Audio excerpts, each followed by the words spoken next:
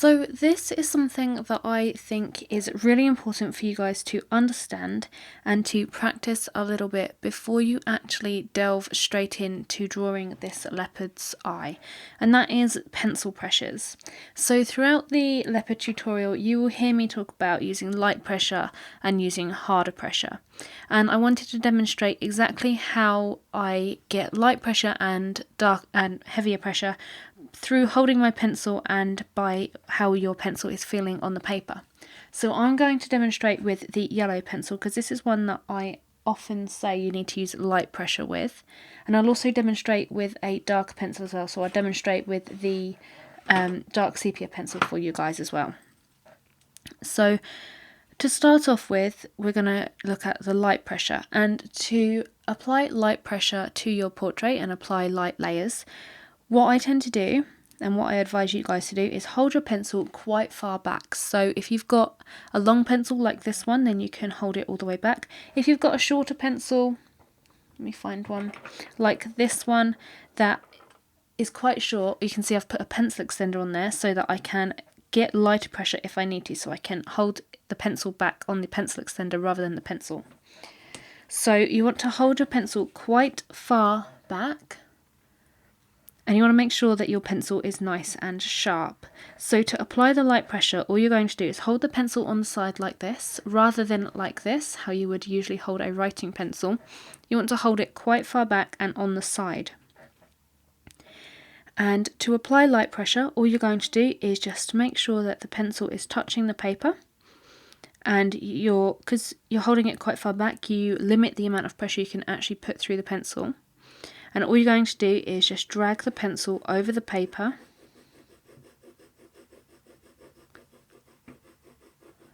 You can hear it running along, and you can see some colour coming off there. So let me just build up another layer just so you can see through the video.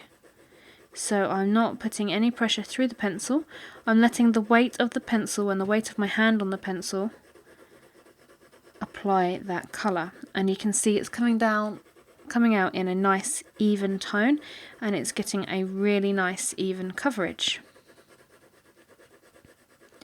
And that is how you would apply your layers using light pressure. And you can see as I'm building up the layers with the light pressure, it's getting increasingly darker. So that is how you would build your layers using light pressure to your required colour depth. So during the tutorial you will hear me say you need to glaze your colour over your base layers using light pressure. So this again is with the yellow pencil, and this is the kind of colour that you need to get down onto your paper. If you can't see it on video, I will actually scan this through so that you can see, but it's a very, very light layer, and that is the colour that you need to get down when you're applying light pressure. So if you was to practice on a scrap piece of paper first, practice with the pressure on your pencil to try and get it as light as possible. The lighter the pressure through the pencil, the better. So then when we switch to a slightly heavier pressure, when I talk about putting a bit more pressure through the pencil, I generally hold my pencil quite far down. So I hold it a lot further down than the light pressure. With the light pressure we were back here. So with the harder pressure we are right near the core of the pencil, the very tip there. So with this, when you hold it nearer the core, near the tip, you can apply a lot more pressure through your pencil using your fingers. When it's back here, it's really hard to really push down, but when you hold it near here, you can really push down on your pencil. So the harder pressure, you hold it quite far down. I also find that I put quite a lot of pressure through my fingers onto the pencil as well, rather than a lot more pressure than when I hold it quite far back anyway. So for the harder pressure, what you're doing is using your fingers just to push down on the pencil harder. And you can see the difference in colour there. You get a more immediate laydown of colour and a lot of a richer tone. You can get this tone by building up with light pressure, and that is the way that I would advise you to do it. When you use a hard pressure, especially on your base layers, you damage the tooth of the paper and you damage it too early, so you can't add multiple layers over the top. And creating a realistic coloured pencil piece is all about building your layers, building them slowly and creating multiple layers so you can create depth for the realistic look. So this is the light pressure with a couple of layers. This is the light layer with just 1 or 2 layers, and this is harder pressure here. So I'm going to demonstrate this with the darker pencil as well, just so you can see the pressure through this one. See, this is quite a shorter pencil, but I'm holding it quite far back still, and just holding it really relaxed in my hand, and just letting the tip of the pencil touch the paper, and then just moving it back and forth.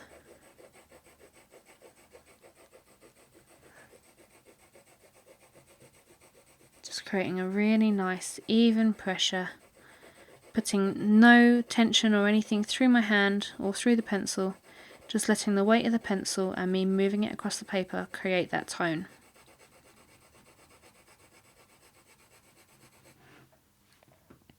So I just demonstrate one layer of that. So again, just letting the weight of the pencil do the work, moving back and forth in a very fluid motion to create a nice even tone and light layer. So when you're creating light layers, you can see the grain of the paper more, and that's because you're not putting or applying that pressure through the pencil to really get in that tooth of the paper. When you push hard, you can get in more of the tooth of the paper and flatten it out a little bit more, which is how you damage your paper. So let's just demonstrate the hard pressure with the dark sepia. So again, holding my pencil quite far towards the tip there, and you can see by putting the pressure through the pencil, I'm able to get a really dark colour. So that is a demonstration of hard pressure there. You will also hear me talk about using a medium type pressure, and for that I just use my instinct and apply a medium amount of pressure. So instead of holding my pencil quite far back, I'm holding it somewhere in between the two, in the middle, and just applying a small amount of pressure to my pencil on the paper.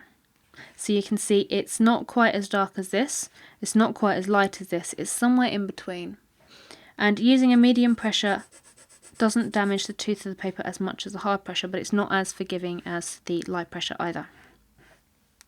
So just experiment with your pencils, hold them in different ways, hold them upright and see what kind of effects you can get, hold them on the side and see how much of an effect you can get with shading.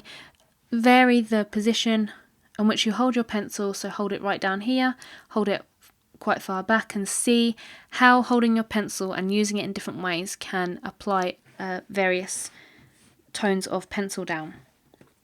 So that is a short explanation on the pencil pressures. So I will scan this in for you guys so you can see how light you need to get things and how dark you need to get things when I say apply a harder pressure.